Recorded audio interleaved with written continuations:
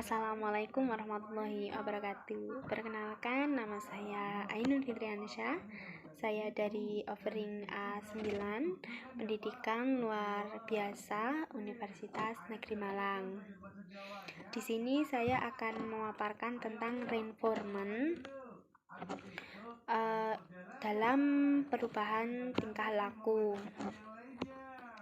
Reinforcement atau penguatan perubahan tingkah laku sendiri didefinisikan sebagai pemberian tindakan secara langsung yang bertujuan untuk memunculkan perilaku baru, yang mana perilaku baru tersebut telah menyesuaikan serta menghasilkan penguatan perilaku tersebut, yang mana nantinya dapat diulang dalam masa yang akan datang atau di masa depan. Sebenarnya tanpa disadari, reinforcement telah dilakukan oleh orang-orang yang ada di sekitar kita, seperti di lingkungan rumah, di lingkungan sekolah, ataupun di lingkungan masyarakat.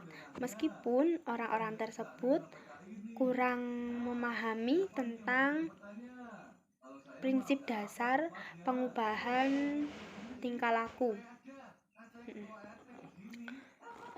Reinforcement sendiri tidak hanya tentang hal-hal yang menyenangkan saja, akan tetapi juga tentang hal-hal yang membuat tidak nyaman. Secara praktisnya, reinforcement dibagi menjadi dua, yakni reinforcement positif dan reinforcement negatif.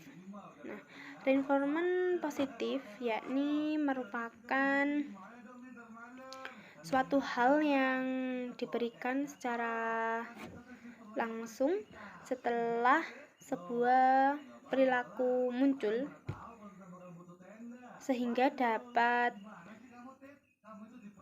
meningkatkan frekuensi munculnya perilaku tersebut, seperti pemberian hadiah, pemberian penghargaan, ataupun pemberian reward. Karena dengan pemberian tersebut mestinya akan merasa senang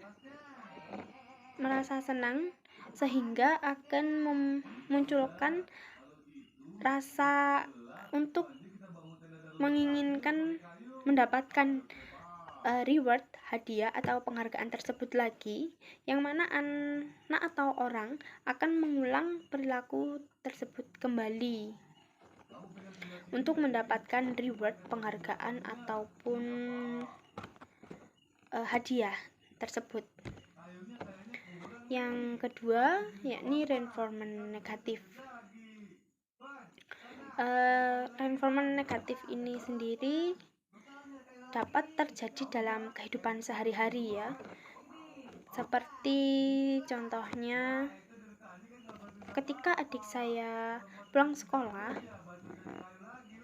dia selalu meletakkan sepatu, topi, tas, buku, dan yang lain-lainnya secara berserakan, tidak di tempatnya, sehingga ibu saya ataupun saya sendiri sering mengomeli adik saya ini untuk segera merapikannya ke tempat yang sesuai, gitu. Dikarenakan dengan omelan-omelan yang diberikan oleh ibu saya ataupun saya sendiri kepada adik saya merasa tidak nyaman dengan omelan yang diberikan, sehingga ia akan merapikan barang-barang yang berserakan tersebut kepada tempatnya kembali dan menatanya, yang kemudian akan menjadikan kebiasaan untuk adik saya,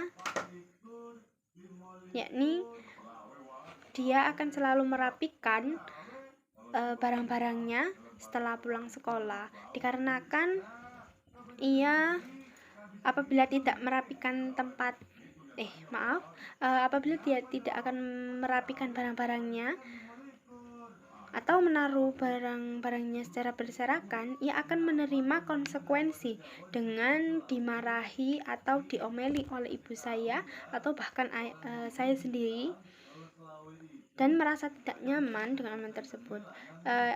Dikarenakan hal tersebut,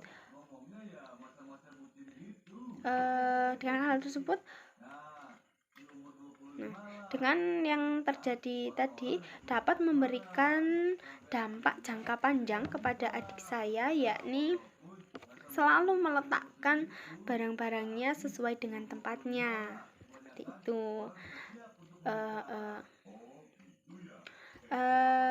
Pada positive reinforcement ini, stimulus yang muncul setelah perilaku tersebut disebut positive reinforcer ya. Sedangkan pada negative reinforcement ini stimulus yang dihilangkan atau dihindari disebut dengan aversive stimulus. Seperti itu. Inilah yang saya paparkan. Saya mohon maaf apabila ada kurangnya atau ada beberapa pengucapan salah kata dari saya, dan semoga bermanfaat. Terima kasih dan wassalamualaikum warahmatullahi wabarakatuh.